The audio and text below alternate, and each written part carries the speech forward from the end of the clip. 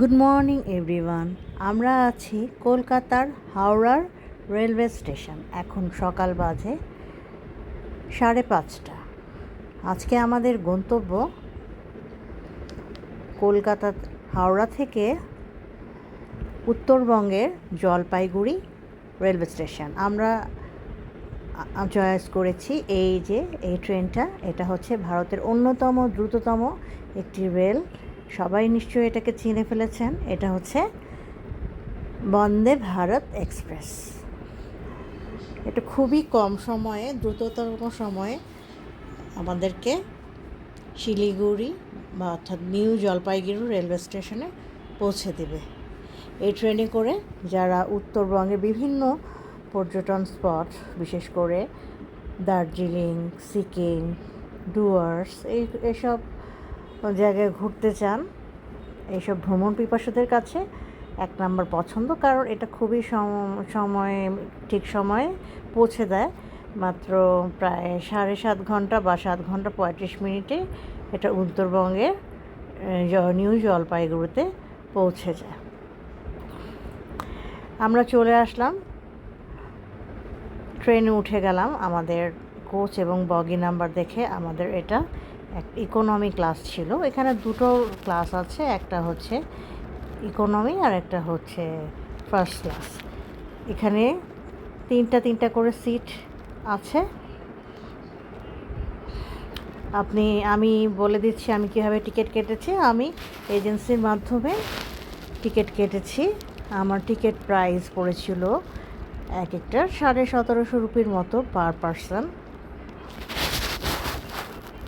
এখন হচ্ছে ফুল সিজন, ফুল রাশ। আমরা গিয়েছিলাম জুন মাসের মাঝামাঝি সময়ে। সে সময় কিন্তু প্রচুর রাশ ছিল। বিশেষ করে এই সময়টা অনেকটাই গরম থাকে, তাই আর সামার ভ্যাকেশন থাকে, এই দুটো কারণে মানে ফুল ছিল ট্রেন। সবাই ছুটে চলছে উত্তরবঙ্গে একটু ঠান্ডা আবহাওয়ার দিকে, বিশেষ করে দার্জিলিংটাকে এবং সিকিমকে উপভোগ করতে। উত্তরবঙ্গে যারা দার্জিলিং, কালিম্পং, ডুয়ার্স বা সিকিম ভ্রমণ করেন তাদের কাছে এটা জনপ্রিয় একটা ট্রেন। আমি দেখিয়ে দিচ্ছি যে সিটটা এভাবে তিনটা করে সিট, আর লেগ স্পেসটা মোটামুটি বেশ ভালোই ছিল। এরকম 3 করে সিট। আমাদের অন টাইমে ট্রেন ছেড়ে দিয়েছে। এই যাত্রার পথে আমাদেরকে সকালের ব্রেকফাস্ট এবং দুপুরের লাঞ্চও সার্ভ করা হবে। যেতে যেতে বলে দিচ্ছি এই ট্রেনটা কোন স্টেশনে থামবে। হাওড়া থেকে এটা ছেড়ে দিয়েছে সকাল 5:55-তে। এর পরবর্তী স্টেশন হচ্ছে বোলপুর শান্তিনিকেতন। সেখানে কিছুক্ষণ থামবে, 2 মিনিটের মতো। এরই মধ্যে আমাদেরকে চা দিয়ে গিয়েছে। এছাড়াও সকালের নিউজ পেপারও এখানে প্রোভাইড করে।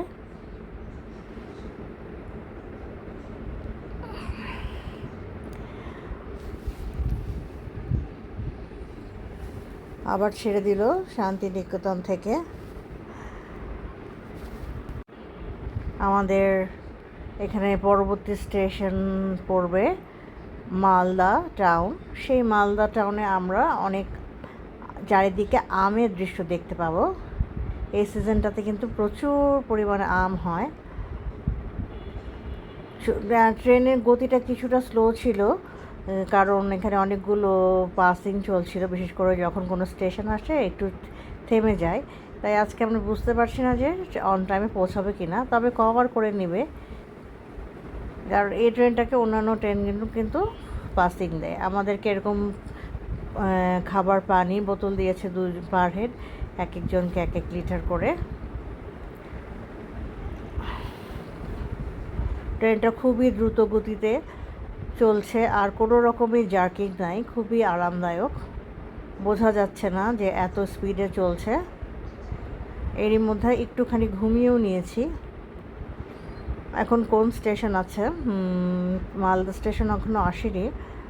সকাল 10:22-এর দিকে ওখানে পৌঁছাবে। এর মধ্যে আমাদেরকে নিউজ পেপার দিয়েছে, প্রত্যেককে একটা করে নিউজ পেপার, হিন্দি, বাংলা এবং ইংরেজি 3 রকমের পত্রিকা দেয়। আমরা ইংরেজিটা নিয়েছি। মালদা টাউনের পরে বারাসাই জংশন, তারপরে কিশনগঞ্জ এবং শেষ স্টেশন হচ্ছে নিউ জলপাইগুড়ি। তার মানে আমি বলে দিচ্ছি কোন কোন স্টেশন এটা ধরবে। হাওড়া থেকে বোলপুর, তারপরে মালদা টাউন, তারপরে বারাসাই জংশন, তারপরে কিশনগঞ্জ এবং সবশেষে আমাদের যে এনজিপি বা নিউ জলপাইগুড়ি। এই যে মালদার আমগুলো দেখা যাচ্ছে, ক্যামেরায় বোঝা যাচ্ছে না কিন্তু আমরা দেখতে পাচ্ছি। আমি এর মধ্যে একটু ওয়াশরুমটায় চলে আসলাম। ওয়াশরুমটাও দুই ধরনের ওয়াশরুম দুই পাশে আছে একটা হচ্ছে ওয়েস্টার্ন আর একটা হচ্ছে ইন্ডিয়ান স্টাইলের। ওয়াশরুমটা পরিষ্কার পরিচ্ছন্ন ছিল, এখানে পানি, টিস্যু সব কিছুই আছে। আর এইটা ছিল কমন এবং পরিষ্কার করে দিচ্ছিল একটু পরে ক্লিনাররা এসে। 7 ঘন্টার জার্নিটা আমাদের আশা করি ভালোই কাটবে আজকে। সকাল সকাল আমরা রওনা হয়েছি, কারণ সকালের জার্নিটা আমার কাছে সবসময় ভালো লাগে। চেষ্টা করি আমি সকাল সকাল জার্নি করতে, আর সারা রাত জার্নি করলে অনেক সারাটার পরের দিন আমার আর কোনো কিছুতেই আমি কোথাও ঘোরার মতো এনার্জি পাই না। একেবারে বিদ্যুৎ গতিতে চলেছে আমাদের এই ট্রেনটি। অনেকেই ঘুমিয়ে পড়েছে।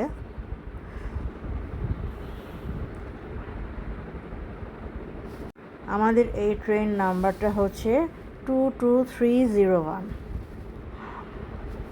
আরেকবার আমরা একটুখানি কফি আর চা এগুলো নিয়ে নিলাম। এই আমাদেরকে বিস্কিট চা এগুলো দিয়েছিল, এগুলো হচ্ছে রেডি টি। আপনি চাইলে কিনেও এগুলো নিতে পারেন এক্সট্রা যদি খান। ওদের প্যাকেজে একবারই দিবে, একটা কুকিজ দিবে আর সাথে এই যে রেডি টি এটা, আর সাথে গরম পানি।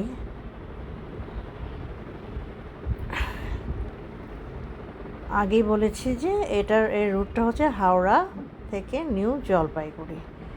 এখানে মোট দূরত্ব প্রায় 556 কিলোমিটার। সকাল 7টার বাজে। এই যে আমাদের চাটা আমরা পেয়ে গিয়েছি। চাটা খেতে খেতে এখন আমরা বাইরের দৃশ্যগুলো উপভোগ করব। এতে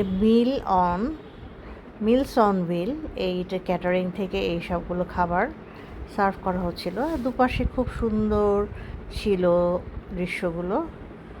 আমার একটু ঘুম ঘুম লাগছিল, তাই এখন চাটা খেলে একটু বেটার ফিল করব আশা করি।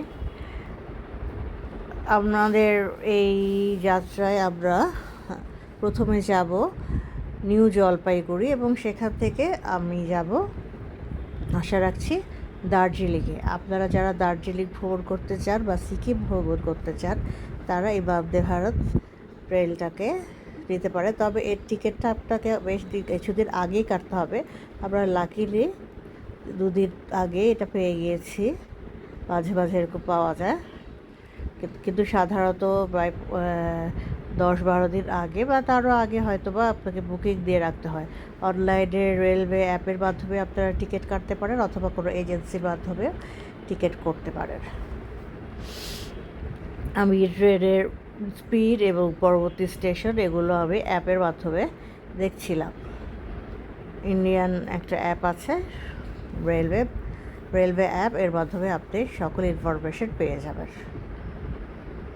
সবুজ শ্যামল মাঠ ঘাট সব কিছু আমরা পার হয়ে চলে যাচ্ছি। আমার ফোনের চার্জ শেষ হয়ে গেছে, তাই আমি একটু ব্যাকআপ হিসেবে চার্জ দিয়ে দিয়েছি।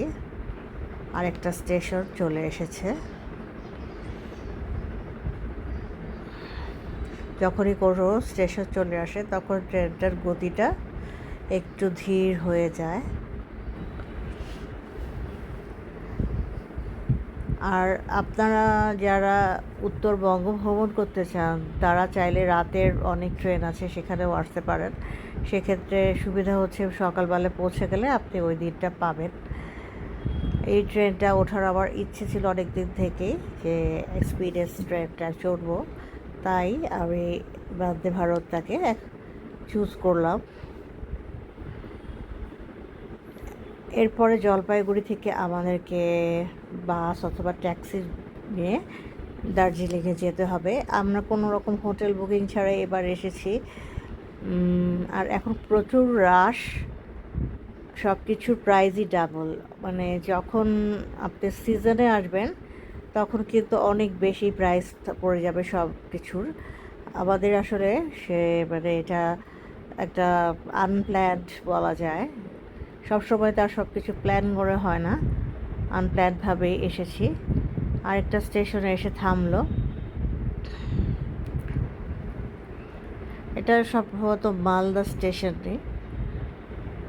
এখানে কিছুক্ষণ ব্রেক দিবে, তারপরে আবার চললো। মালদা স্টেশন নাকি এটা বোলপুর শান্তিনিকেতন স্টেশনে ছিল। আগেরটা অবশ্য অন্য স্টেশন ছিল, এটাই ফার্স্ট স্টেশন বোলপুর বা শান্তিনিকেতন। আমি এই স্টেশনে আগে এসেছি অন্য ট্রেনে করে। শান্তিনিকেতনে আমার ব্লগ আছে, আপনারা চাইলে সেখানে দেখতে পারেন শান্তিনিকেতনের একদিনে কীভাবে ঘুরবেন, সব বিস্তারিত আছে সেই ব্লগে। সবাই সকালের চাটা খাচ্ছে। মানে আপনি যদি বোলপুরে আসেন তাহলে আপনারা এই চা বিস্কিটটুকুই পাবেন মনে হচ্ছে। যাই হোক, আমার কাছে জার্নিটা বেশ ভালোই লাগছে, যেহেতু কোনো রকম হ্যাসেল নেই, জার্কিং নেই, এবং এসিটাও খুব ভালো কাজ করছে। আমাদের ফার্স্ট মিল চলে আসলো, এটা সেকেন্ড মিল বলা যায়। এখানে ব্রেকফাস্ট নিয়েছি আমরা। মিলস অন হুইলস, ওদের প্যাকেজিংগুলো খুবই সুন্দর ছিল। আর এক একটা ট্রে দিয়েছিল, পরিষ্কার পরিচ্ছন্ন ছিল। এখানে সম্ভবত দুটো ব্রেড আছে একটু। আর এখানে কি আছে দেখছি আমি একটা ভেজ বিল, নন ভেজই দিয়েছিলাম মনে হয়। এখানে এগ ছিল আর মানে বিভিন্ন রকম সবজি, এবং মানে বিশেষ করে আলু, তারপর গাজর, তারপরে মটরশুঁটি দিয়ে একটা মিক্সড সবজির মতো ছিল। সাথে ছিল ডিমের অমলেট আর ব্রেড ছিল। এছাড়া জ্যামও দিয়েছিল, জ্যাম এবং সস এগুলোর সাথে ছিল। ভেজ নন ভেজ দু ধরনের অপশনই আপনারা পাবেন। আপনাদের পছন্দ মতো আপনারা সেটা আগে চয়েস করতে পারেন, যখন বুকিং দিবেন তখন চয়েস করে রাখতে পারেন। আজকে খুবই বেশি রাশ, ভেজ বিল শেষ হয়ে গেছে, তাই নন ভেজটাই নিলাম। এই যে ব্রাউন ব্রেড, আর এই যে এখানে অমলেট ছিল স্ক্রাম্বল এগের মতো। খেতে খেতে আমরা বাইরের দৃশ্যগুলো দেখছি। দুপাশে সারি সারি গাছপালা, ঘরবাড়ি সব ফেলে আমরা চলছি। ভিডিওটা একটু বড় হয়ে যাচ্ছে, কারণ আমি চেষ্টা করেছি একটু লং ভাবে করতে, কারণ যারা এই ট্রেনটাতে জার্নি করবে তারা যেন উপকৃত হতে পারেন, আর আমাদের মেমোরিতেও যেন এটা থাকে। আমি ম্যাপে দেখছিলাম আমরা কোথায় এখন আছি। আপনি এভাবে করে চাইলে ম্যাপ অন করলে দেখতে পারবেন যে আপনি কোন জায়গাতে আছেন। এছাড়া রেলওয়ে অ্যাপটা ডাউনলোড করে নেবেন, তাতে সুবিধা হবে।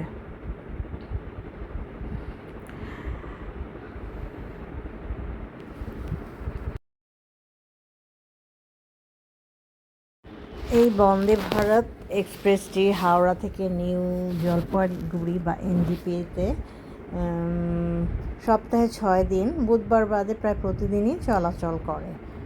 হাওড়া জংশন থেকে আমি আগেই বলেছি 5:55, তাই চেষ্টা করবেন একটু আগেই আসতে, কারণ ট্রেনটা কোন প্ল্যাটফর্মে থাকে খুব আগে থেকে কিন্তু থাকে না। তাই আপনারা যখন রওনা হবেন হাতে সময় নিয়ে বের হবেন, বিশেষ করে যখন আপনার এয়ারপোর্ট বা রেলওয়েতে যেখানেই ভ্রমণ করুন, মিনিমাম আপনারা 1 ঘন্টা আগে আসার চেষ্টা করবেন, বিশেষ করে এয়ারপোর্টে। আর ট্রেনে হলেও 1 ঘন্টা আগে, কারণ অনেকখানি কিন্তু হাঁটতে হয়। একটা প্ল্যাটফর্ম থেকে আরেকটা প্ল্যাটফর্ম কিন্তু বেশ দূরত্বে থাকে, তাই আপনি চেষ্টা করবেন সবসময় আগে আসতে। আমাদের আশা করছি যে 7.5 ঘন্টার মধ্যে আমরা পৌঁছে যাব। এখন আরেকটা স্টেশনে এসেছে, এটা সম্ভবত 3য় স্টেশনটা।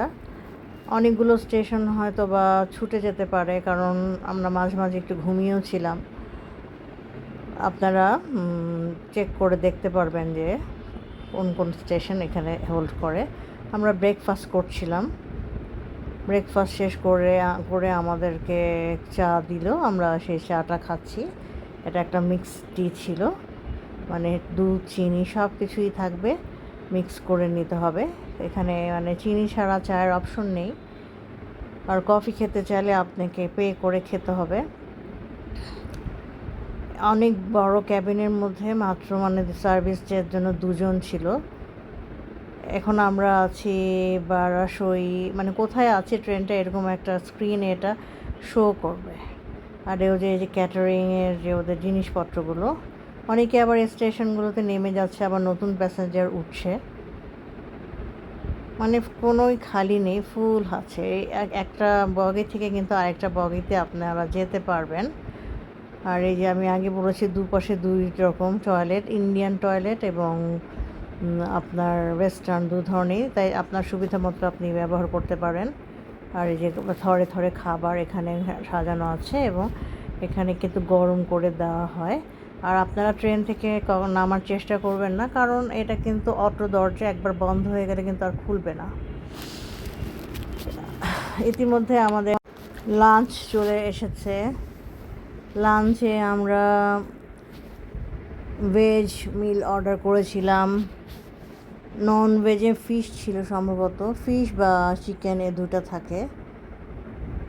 আমি জার্নিতে একটু ভেজ মিলটাই খেতে পছন্দ করি, আর পনির থাকে সাধারণত, আর এই পনির পালাং বা বাটার পনিরটা আমার খুবই পছন্দের, তাই আমি ভেজ মিলটাই নিলাম।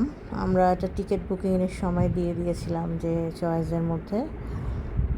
সকালবেলায় আমরা ননভেজ খেয়েছিলাম, কারণ ভেজ মিল শেষ হয়ে গিয়েছিল। সেখানে এগ ছিল, এগটা অবশ্য আমাদের খাওয়া হয়। এই যেখানে জ্যাম ছিল, জ্যাম না, এটা একটা আচার, আর ছিল কী কী ছিল, রাইস আর রুটি ছিল, দুটোই দেয় ওরা।